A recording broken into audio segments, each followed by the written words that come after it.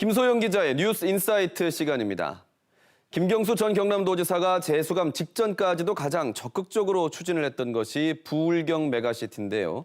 이 부울경 메가시티를 놓고 여야 간의 입장 차가 커지고 있습니다.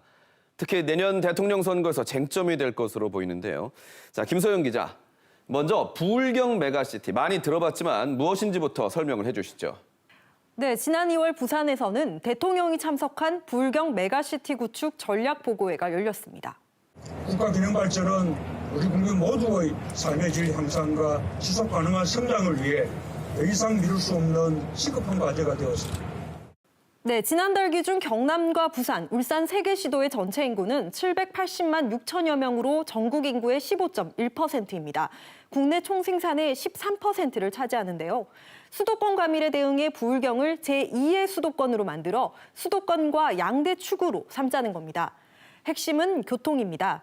수도권에서는 2천만 명이 일일 생활권으로 묶이는데 800만 명 가까이 살아가는 부울경은 아직 일일 생활권이 되지 않습니다.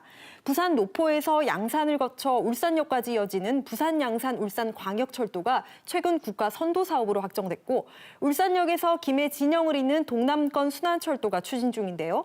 전체 길이 100여 킬로미터에 이르는 이 두 개의 철도가 놓이면 세 도시 간 이동 시간이 아주 짧아질 것으로 기대됩니다.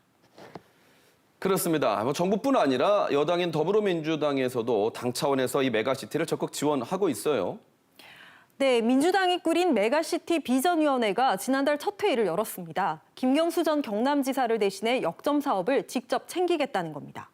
부울경 메가시티 이게 정말 변방에서 또 다른 중심으로 대전환의 모멘텀, 롤 모델이 되길 기대합니다. 민주당 대선 경선에 나선 후보들도 적극적입니다. 최근 경남을 찾은 이낙연, 이재명 경선 후보 모두 김경수 전 지사를 직접적으로 언급하며 못다 이룬 꿈을 차질 없이 추진하겠다고 강조했습니다. 경남도지사 출신 김두관, 국무총리를 지낸 정세균 경선 후보 역시 메가시티를 적극적으로 추진하겠다고 약속했습니다. 민주당과 대선 경선 후보들 적극적인 데 반해서 국민의힘에서는 좀 다른 기류가 느껴지는 것 같아요. 어떻습니까? 네, 지난달 경남을 찾은 국민의힘 이준석 대표의 발언 들어보시죠. 메가시티를 통해서 얻을 수 있는 이득에 비해 또 부작용을 나타날 수 있는 공동화 현상에 대한 대책도 경남도가 잘 마련했으면 좋겠다라는 우려를. 여기다 국민의힘 경선 후보로 나선 홍준표 전 경남지사는 부울경 메가시티는 실효성이 없는 정책이라며 대놓고 비판했는데요. 메가시티를 그래 해가지고 공공기관을 통폐합하고 구조조정하고 공무원 수를 대폭 줄이고 할 수 있겠느냐? 그건 못할 거예요. 그러면 단순히 도시연합에 불과해요. 반면 같은 국민의힘 내부에서도 최재형 경선 후보는 얼마 전 뉴스7 경남 이슈 대담에 직접 출연해 지역을 위해 유익한 사업이라면 계속 추진하는 것이 옳다며 찬성의 입장을 밝혔습니다. 유승민 후보도 이슈 대담에서 하나의 컨트롤 타워로 협력하는 데 대해 적극 찬성한다고 말했습니다.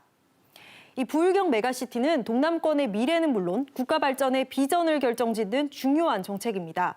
각 당의 대선 주자가 확정되고 공약이 구체화되면 더 뜨거운 쟁점으로 부상할 것으로 보입니다. 지금까지 뉴스 인사이트였습니다.